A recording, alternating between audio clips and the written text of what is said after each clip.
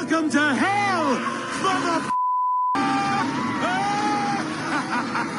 Punky, please don't lock yourself. Oh, God. Where could Punky lock herself? Punky. Punky, please don't go into the spring, Punky. Punky, don't lock yourself in the trash compactor, Punky. God, that's horrible. Damn it, Mike! That's horrible. I'm saving it, but that's horrible. And now you know what I'm going to do with Let's Enhance.io. Oh, Punky Brewster looks so adorable in a trash compactor. Oh, no! Greg, start the show! Start the show! All right.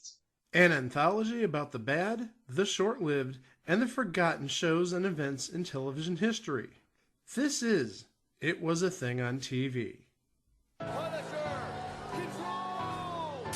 Tell me before I change my mind! I give you Super Train.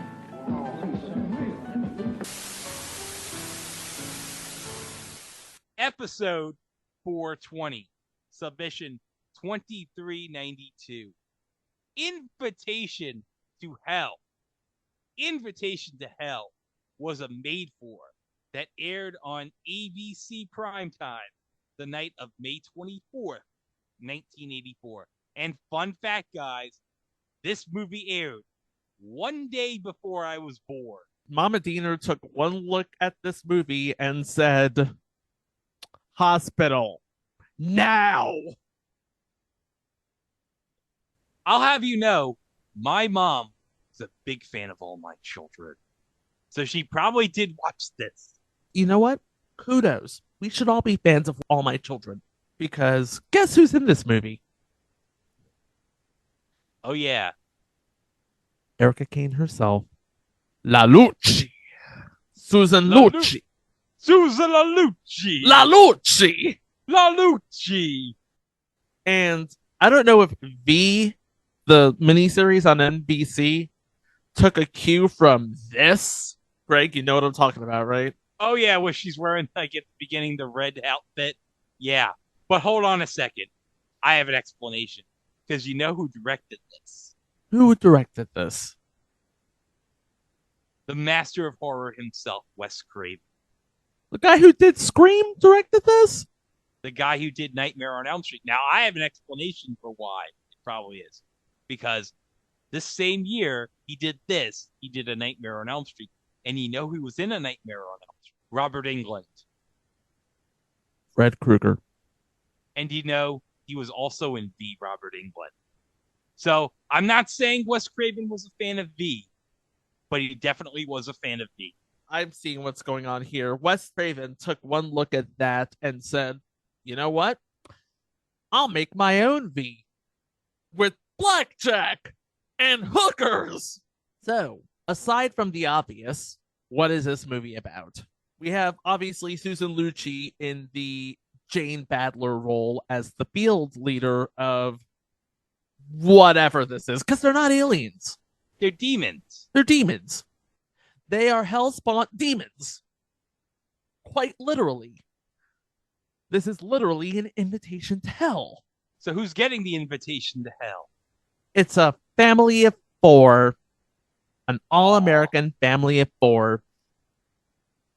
We're talking about the Winslow family. Matt Winslow is executive in charge of special projects at a company called Micro Digitech, which is the 80s computer company that ever 80s, if you ask me. That is the shittiest name for our company. Micro Digitech. That is no imagination. You might as well just say, hey, look at me. I work with computers. Anyway, played by Robert Urich. Of course, he of Vegas, Spenser for Hire, and Future Entry. Love both the next wave. No, you mean Future Entry, Lazarus Man. ¿Por qué no los dos? Thank you, adorable little girl. His wife, Pat Winslow, played by Joanna Cassidy. Oh, geez.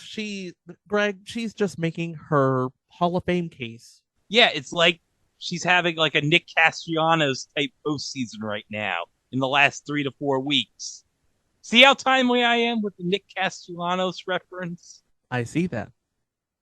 By the way, congratulations to the Philadelphia Phillies for moving on to the NLCS. Now, their two kids, also known entities, playing the big brother, Robbie Winslow, Barrett Oliver, you know, the guy who isn't Noah Hathaway in The Neverending Story. You don't look like Jonathan Brandis to me. And playing the younger sister, Chrissy Winslow, Soleil Moon Frye. Legend. All right, guys. Let's just get this all out of our systems, all right? Punker. Punker? Oh, Punker. Don't go into space, Punker. Oh, That's no fun compared to last week with the microwave. No, it's Punker. Please don't put yourself in the trash compactor, Punker. God. And now check the chat. Go Look to how your room, adorable she Mike! is. Oh, look how cute she is. Go to your room right now! It looks like Soleil Moon Frye if she was a Bratz doll. That's what I'm saying. She looks so adorable. That too. That's a good call. But look at her. She's just surrounded by trash. And for once, I'm not talking about George Gaines. Oh, I'm sorry. Rest in peace, George Gaines. Okay, so that's the family, but there are more people on the cast. We have playing the role of Tom Peterson, Joe Regalbuto, who we talked about in previous entry, Ace Crawford Private Eye, but of course, known primarily for Murphy Brown, playing Mr. Thompson. Now, it's not that one. It's the other one. The other one, the one we talk about on a regular. Kevin McCarthy. Not the other Kevin McCarthy. That other Kevin McCarthy, I think, is like on the unemployment line, I think. This is the one from UHF and previous entry, What's Alan Watching? It was What's Alan Watching, right? He wasn't on What's Alan Watching. Oh, he was on something we talked about that was funny. Probably. All I know is he was on UHF and he was a heel. Oh, he was the ultimate heel in UHF. Oh, he was in the Weird Al show. Okay. That makes sense. He was a heel then, too. He was a bad man. Bad man. And then we have as Mary Peterson, Patty McCormick. Best known for her roles in previous entry, The Ropers. Oh, jeez. And if you remember her as Pat Nixon in Frost Nixon, then you have a better memory than we do. I'll remember her as Jeffrey Tambor's wife on The Ropers. All right. So, now that we know who's getting an invitation to hell, how do we get to hell? Because right now, hell looks like suburbia. And I'm not just being coy this time. But hold on. Should we play the opening sequence to Invitation to Hell? Just so you get an idea of... Because you might not get an idea from the audio. But I just wanted to show how freaking insane this movie is in the first couple of minutes. Okay, here we go. Regular old country club. Oh yeah, it's just a normal ass country club. Oh look, there's Susan Lucci right there. There's some guy, what looks like the family truckster from National Lampoon's Vacation. Wood Panel Suburban. Steaming Springs Country Club is the name of this place. Ooh, there's a lot of things steaming. And here we have Lionel Stander as Max.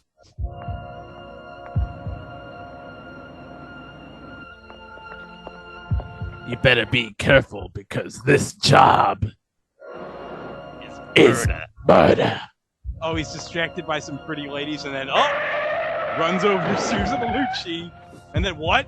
What? What the what?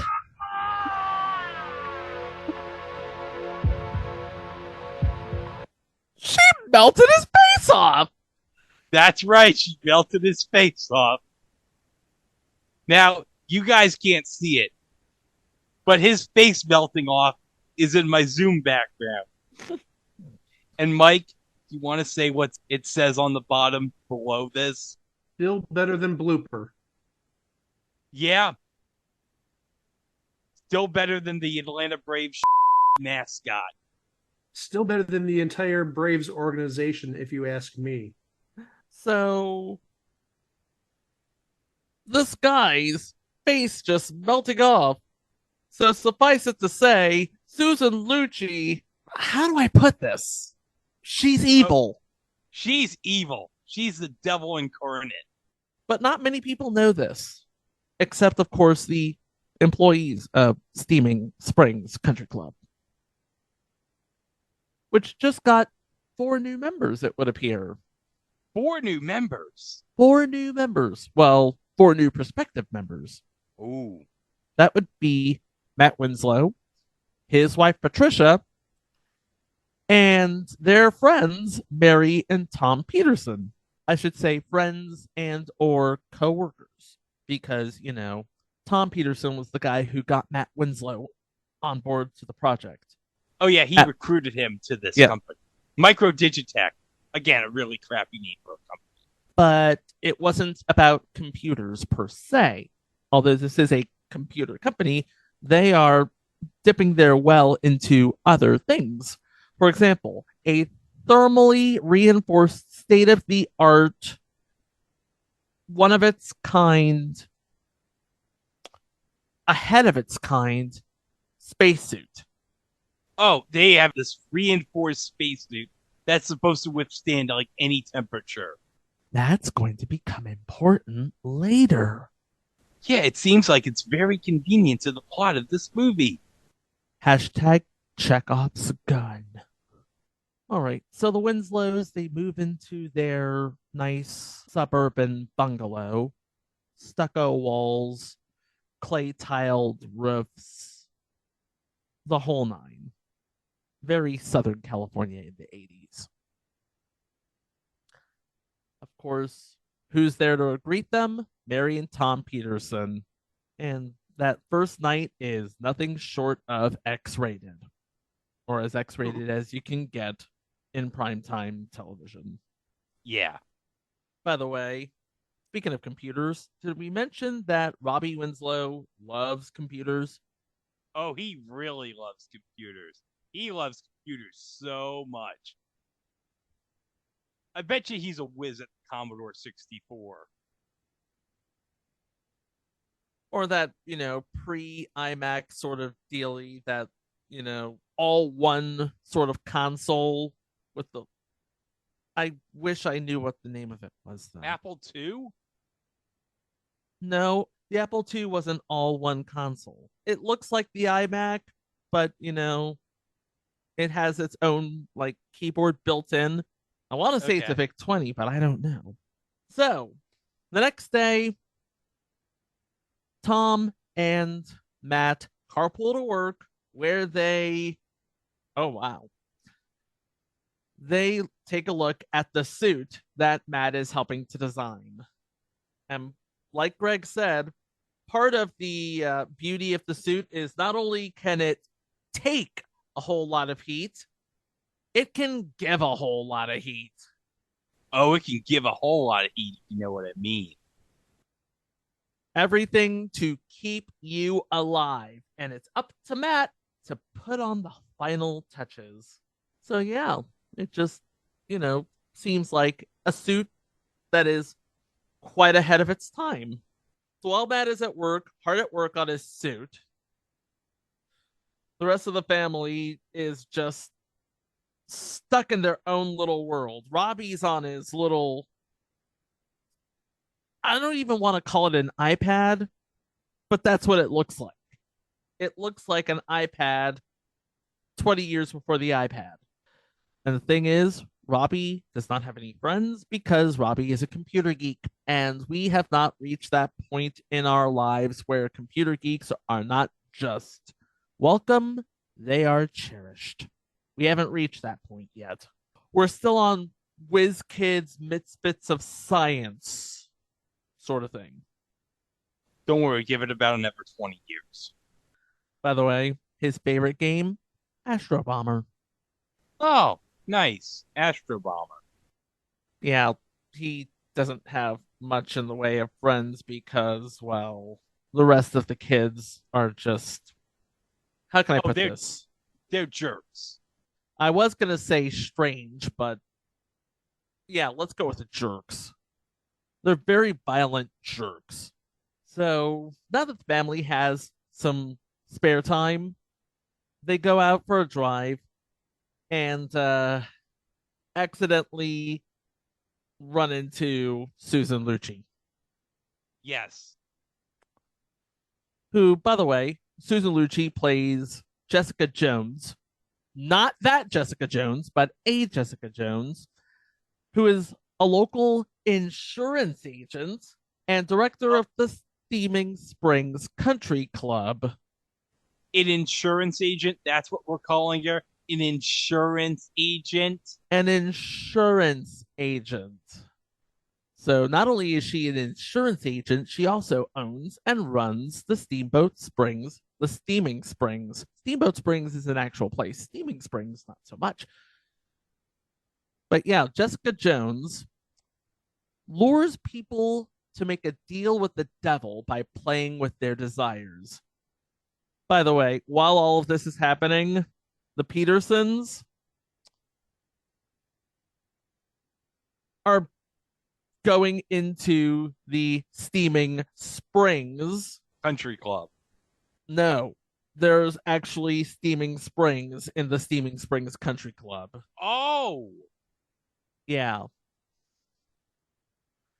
She invites them to the spring, to the protective forces of the spring.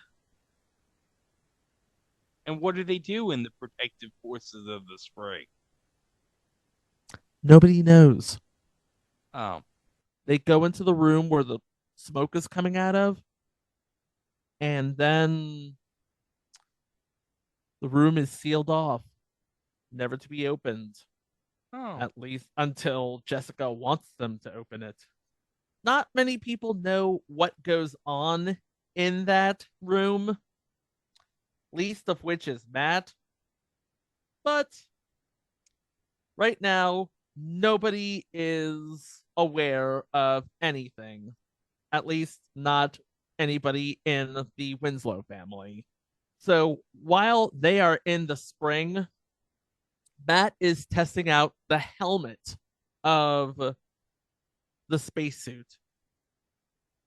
And it gives this whole, heads up sort of Doom-like display. Like, it can identify humans and non-human life forms, and also whether or not they pose an existential threat. Oh, that would be really helpful if, like, an astronaut's, like, on Mars or something. I'm sure that's not going to come into play later in the movie, too. And after the test of the helmet, which, by the way, is a success, Matt runs into the secretary, a lady by the name of Grace, who gives Matt files and a reel, and she wants him to take a look at everything. Take a look at everything on this reel, please. Don't ask any questions. Don't try to understand. Just take a look at everything. Now, the head of the company, who's Kevin McCarthy, head of the company, Mr. Thompson, introduces Matt to Jessica Jones again. And she can't help but notice that Grace is looking at her. Jessica Jones does not want to know about the suit. She would like to know what is on Matt's mind. What makes him tick? What's his story? She wants something to, poke at. Oh, poke at. Mm-hmm. Oh my. And then we take a look inside the helmet when Jessica Jones walks past it. You know what it says? What does it say, Chico? Non-human malignant. What? Non-human malignant. Now, Matt does not know this because he is walking over to Tom's office. And Tom is acting a little bit weird. Yeah. Yeah. I mean, he used to be this exciting, dynamic person. Now he's now he's just cool. He's like, yeah, I got this big office, got this nice title, whatever. Yeah. I'm doing hookers and blow right now. Because 1984, y'all. And the thing of it is, Matt is not at all certain that this is the job for him. And Tom is basically like, what's going to set you right? Going to the club. You must go to this country club. There's a lot of hot happening at this country club. You wanna. My family joined. They take good care of us. And hey, they'll take care of you too. They'll take really good care of you, Matt. Meanwhile, at home, we have the kids, we have Patricia, and it just so happens that the Petersons have a new car too. Oh, wow. They got a new car. You got a new car. You know who can give you a new car? Me, you son of a... No, you already had your episode this week, Ghost of Johnny Olson. Get out of here. Well, who else could give you a car? The folks at Steaming Springs Country Club. Oh, yeah. These folks at Steaming Springs Country Club, they spared no expense. So, after much thought, Matt goes downstairs that night and notices that Tom's son is watching really, really violent movies and being incredibly creepy about it. The next day, Grace, the secretary, is not at work. Instead, we have this lady by the name of Tracy who says that Mr. Thompson let her go. Doesn't this all read as kind of weird? Yeah, none of this makes any sense whatsoever.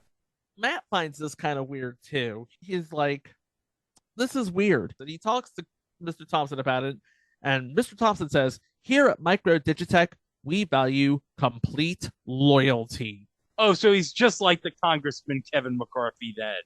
And Mr. Thompson suggests to Matt, Tom says, you're thinking of joining Steaming Springs.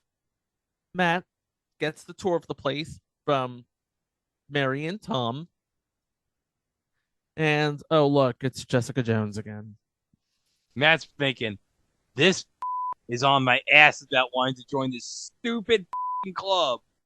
And Tom's like, come on, talk to her. You're as good as in. You're a shoo-in. You should talk to her. And of course, because this is Susan Lucci and anything to get Susan Lucci from 1984 into a swimsuit, seems like everybody at the club has already heard some good things about him. Never mind that he doesn't know anyone. It's weird. So, Patricia, after going through everything with Matt, she decides that she wants to join, and she and the kids go into the room with the spring. That smoky room that looks really, really, really, really dangerous. Oh, yeah, that scary ass room. Meanwhile, Matt decides to do some sneaking around, trying to figure out what on earth is so hot about this club that they want me to be a part of it.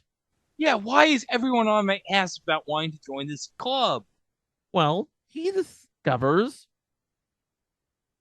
the spring The spring. and is way too hot to the touch. And uh-oh. Yeah, Jessica Jones finds him peeking around where he shouldn't be peeking around. And she asks a question that you should never, ever hear if you suspect anything. Don't you trust me? Now, whenever someone says, "Don't you trust me?" that is a sign, an automatic sign right there that you should not trust this person. So Matt and Patricia have a fight, and this is like right before Patricia decides to have lunch with Jessica. You can only imagine where this will lead.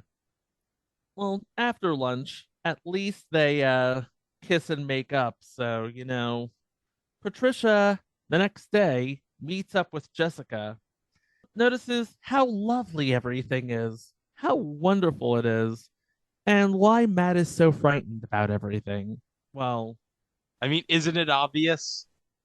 now the club has this rule: families must join as a unit. Jessica's willing to overlook this rule just this once. And so Patricia, Robbie, and Chrissy go into the steaming spring. I believe the word is enter into the spring and taste its power. Oh, taste its power, huh? They are really hesitating about this. It's like, you'll be fine. By the way, Jessica takes Chrissy herself. Oh no, that is not cool. You do not do that to Soleil Moon Frye. I will not stand for that. You're hurting me! No. So that evening, Matt comes home from work and notices that it's awfully quiet, a little too quiet, and that the house is neat, a little too neat, and that the family is questioning why Matt hasn't joined the club yet. And the dog, by the way, the family does have a dog. His name is Albert. And he's a good dog. He's a good dog. Yeah. He comes into the room and starts barking his face off. Dog's like, me no like them, they look shifty. Me no like him look. Him look shifty. Matt just cannot put his finger on whatever's wrong. So maybe Tom will help him. But it all comes back to, you know what'll help you out? Do you want to know what'll help you out? Yeah, if you join this club, everything will be and he's like, I don't want to be in this club. But it just feels like my family's a bunch of strangers. Well, hey, maybe a trip to the club will make you understand that they don't have to be strangers. You really have a hard on about me joining this club, don't you? And then the phone rings. Okay. Pay attention, because this is going to be important. On the phone is a Mr. Henderson, Grace's husband. It should be noted that Mr. Henderson is played by Bill Irwin, who was a that guy in That Thing in many movies and TV shows. He notably played the character of Sidney Fields in 3 episodes of Seinfeld and was on a season 4 episode of the original Quantum Leap back in 1991. He is a veterinarian. And according to him, gotta wait for the secretary to leave the room. I don't trust her either. But according to the veterinarian, his wife came in with the dog, wanting the dog to be put down because of a brain tumor. He looked at the dog and found absolutely nothing wrong with it. Walt keeps a hold of the dog and basically hides it from Patricia who is insisting that the dog is euthanized. Or, as he would put it out of his misery. Which is odd because Pat loves the dog. Yeah, it's so weird. Why would she all of a sudden not like this dog? A better question is, why would you want to watch it being put down? Yeah, that's like sickening. And so Matt gets his dog back.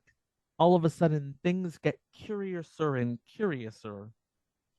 Oh? Yeah. Matt returns home, and it looks completely different. It's like, is this my house? It's like the Talking Head song coming to life. It's like, this is not my beautiful house. This is not my beautiful wife. Oh boy, you ain't lying. Oh God, it gets even better. Patricia is now wearing a strappy number, a little black strappy number, similar to what Jessica would often wear. Matt confronts Pat about Albert getting euthanized. And all she wants is for you to spend more time with the children, but just give us a little more of yourself. And she says this with a knife in her hand. So after a little bit of prodding, Matt gets Pat to put the knife down. So later that night, while the family's asleep, Matt decides to do a little more sleuthing. He's going to get his inner Sherlock Holmes on to figure this out. And he gets intercepted by Patricia, who is ready to get down to the business of getting down. Oh, the business of getting down. And the moment they decide to throw themselves in the throes of passion, Matt could tell Pat is not really acting like herself. Oh, gee, what made him think that? So the next day, Matt calls up Walt and finds out something disturbing. Grace is dead. According to the highway patrol, she fell asleep at the wheel. That doesn't make any sense. No, it doesn't. Apparently, the car burned and there wasn't anything left. This is... No, nothing about this makes any sense. This is all bizarre. And you want to talk about really bizarre? Patty learned how to play the piano seemingly overnight. And it's not the same piano that they moved in with. Nothing about this makes any sense.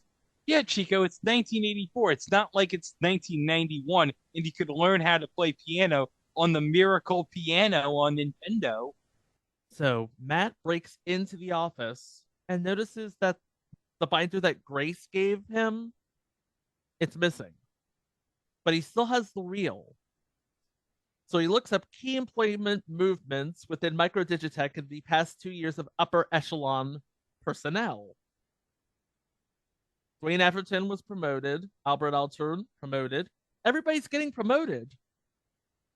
How many members were of Steaming Springs Country Club? All of them. So it's obvious the key to get promoted in this high-tech company is to get into this hot club. Nice choice of words there, Greg. Really nice. So Matt decides to break into the country club. You know, if you really wanted to come in, Jessica would have let you in. Of course, Matt will never keep her eyes off of him, but anyway, now the country club is setting up for a Halloween party that Tom is throwing. Matt takes this opportunity to sneak into the spring and use a thermometer because remember, this is a very hot room. How hot? We'll find out as he breaks into the room. The thermometer reads, and I'm watching this on my phone, so I know, 800 degrees Fahrenheit. It's essentially a rotisserie in there, or a pizza oven. A pizza rotisserie. And somebody finds him, and they have it out in the storage closet. But Matt gets the better of him and electrocutes him. Ouch. Matt returns home as fast as he can. And for some reason, Chrissy is acting out. Oh, yeah. Because she's stabbing the bunny, right? She's stabbing. He's like, no, Bad Bunny. Even though Bad Bunny's not going to be a thing for another 40 years. Hey, you leave Bad Bunny's name out of this. Hey, Bad Bunny's hosting Saturday Night Live. He's been doing stuff with WWE. He's on top of the world. Well, she takes a moment out of stabbing her stuffed bunny to say, "Hi, Dad." Matt wrestles Chrissy to the ground and says, "You're not my daughter." When she starts, oh. But I am that guy. But I am your daughter. Now you can see why Soleil Moon Frye got the Punky Brewster gig right there. So Matt locks demonic Chrissy into a closet. But then...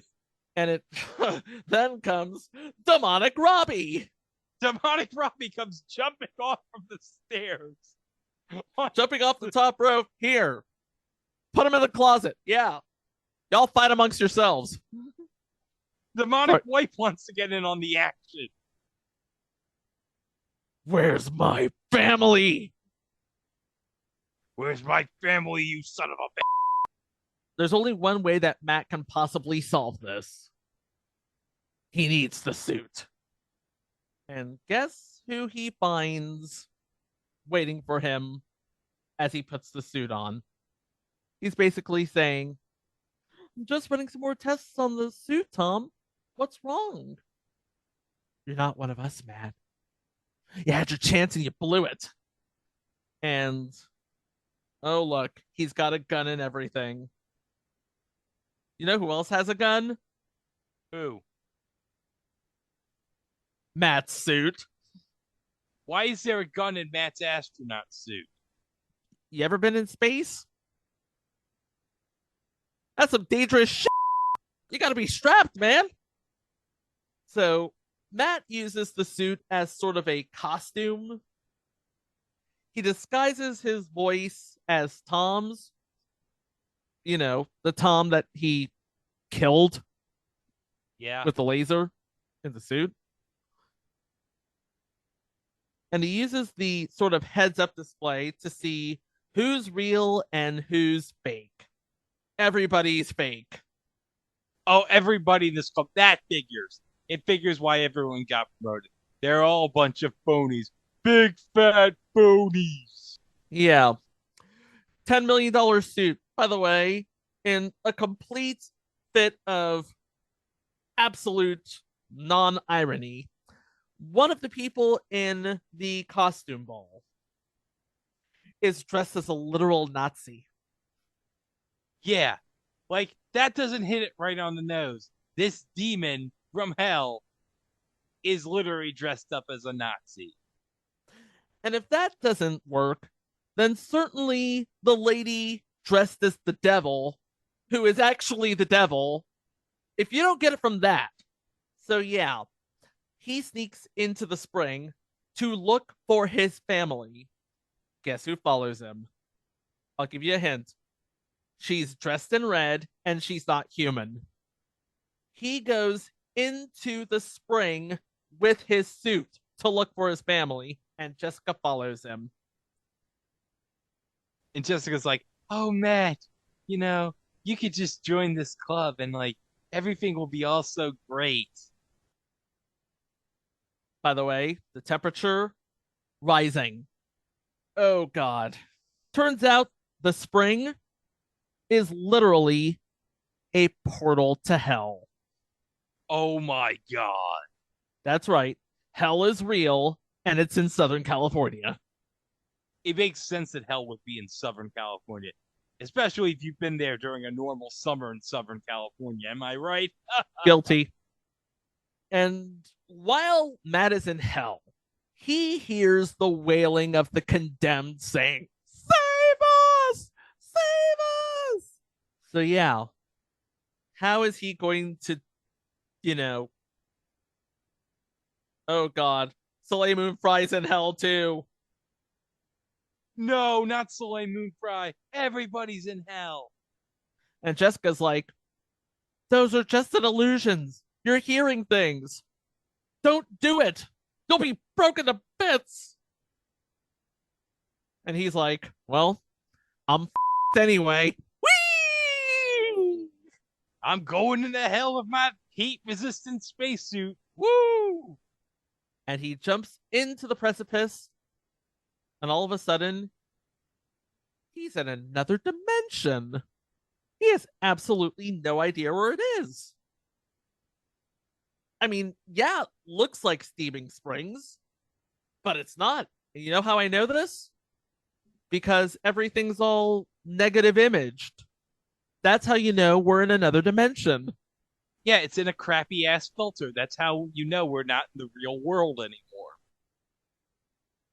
And we enter his house, and Patricia is playing the piano like a woman possessed.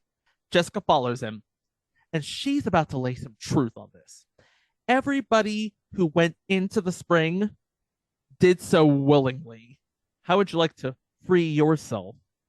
By the way, don't go into that room. Not even your suit can shield you.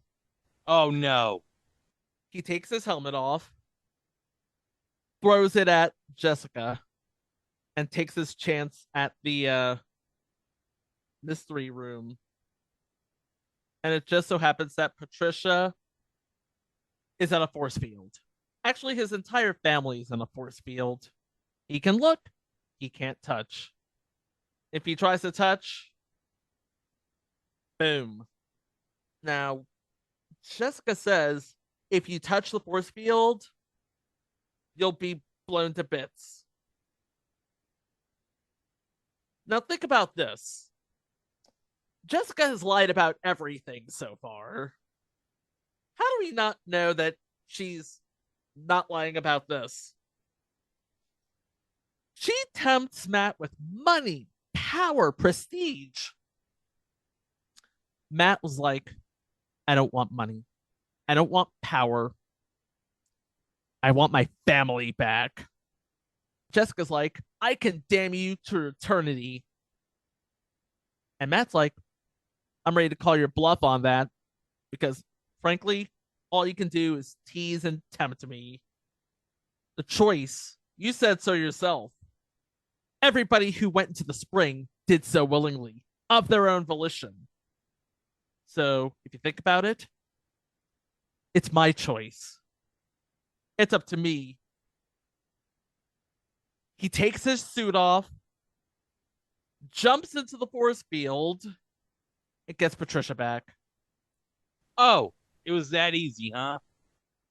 And Robbie. And Chrissy. Oh, thank God. Here's the thing. You want to know what the whole secret sauce is?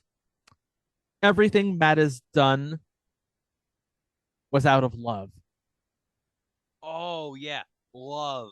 It's the only thing that is strong enough to defeat the demon's evil magic. And I know it sounds cliche. It's only because it is. All these people want to get into this club. They did so out of greed. Matt, he didn't want to be in this club. He just wanted his family. He did. And the next thing you know, Jessica explodes in a beam of light, and the family has returned to their house. And outside, sirens everywhere. The house is okay, but the country club burned to the ground. And everybody has no idea what happened. It's like, how did this club burn into the ground all of a sudden in the middle of the night? Huh. Hmm. He doesn't know. All he knows is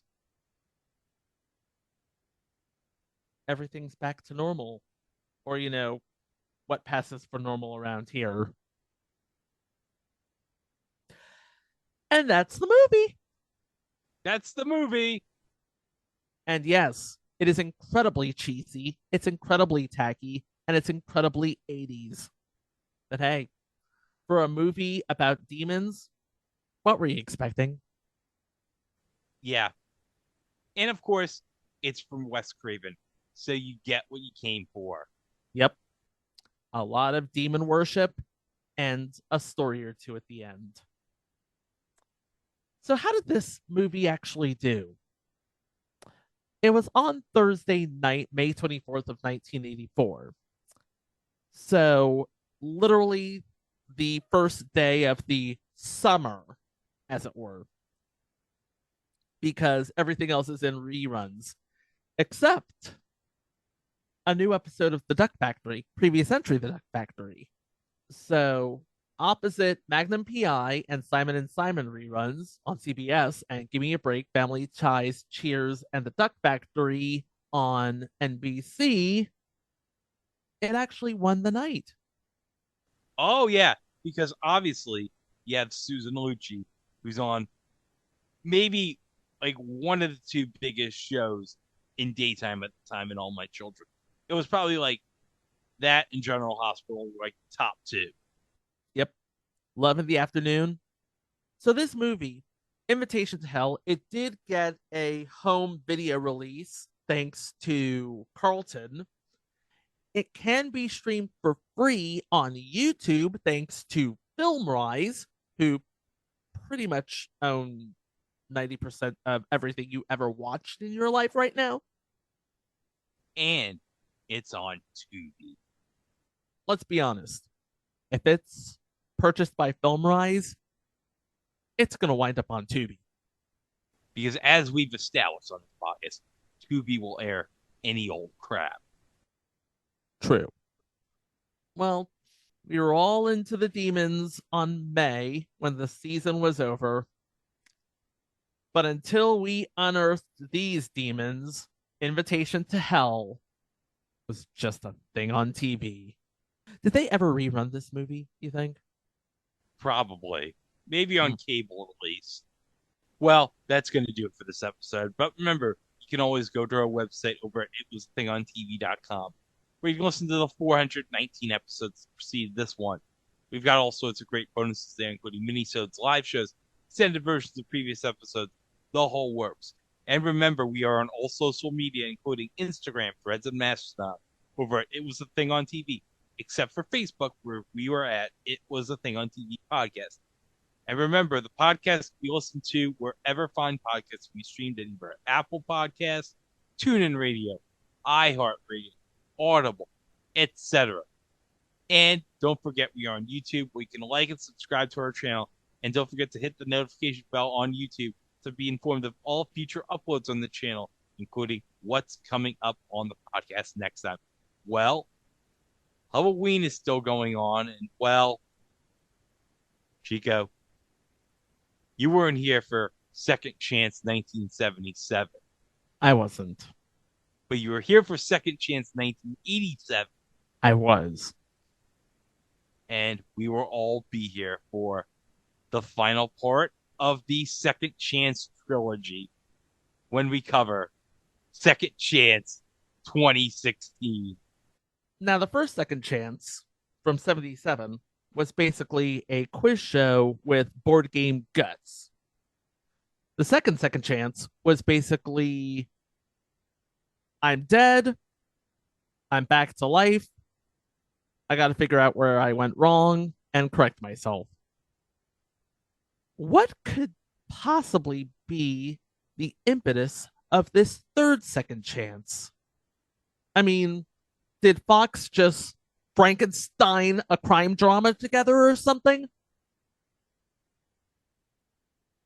Yeah. Okay. But also, Okay. Now, imagine the Washington Nationals president's race, but with the personalities and pregame hosts for Monday Night Football. That doesn't make any sense. No, it doesn't make any sense.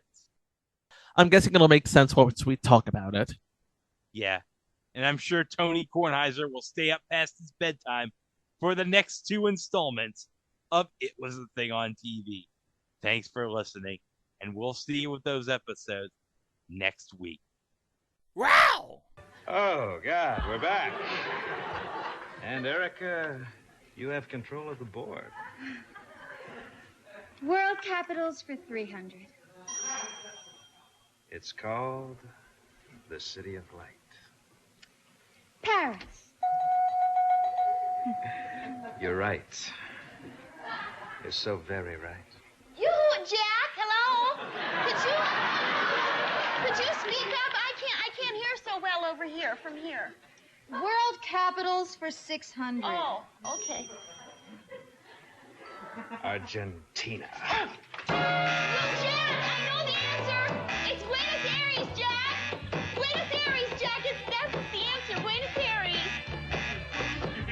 Hello? Some members of our studio audience will receive Party Improver. Invite Party Improver to your next party and watch your party improve. And Tick Off, simply the finest tick repellent money can buy. And Tick Away, its chief competitor. And the home version of Game Breakers by Nintendo Entertainment Systems. Jack, back to you. Thank you, Don. We're back, and Erica still has control of the board, and she's about to make me the happiest man in the world. Will the bride and groom please join hands? She's the most fascinating woman I've ever seen. We're ready. Don't do this, Jack. She's only using you. If any man here knows any reason why these two should not be joined in holy matrimony, speak now. You have 15 seconds. I believe I have an objection.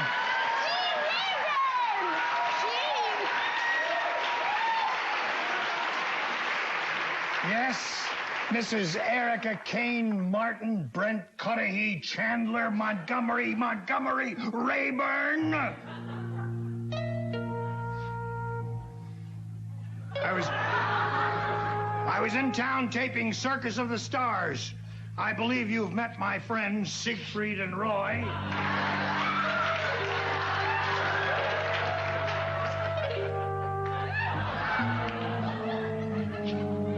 You're very clever, Rayburn, but it won't work.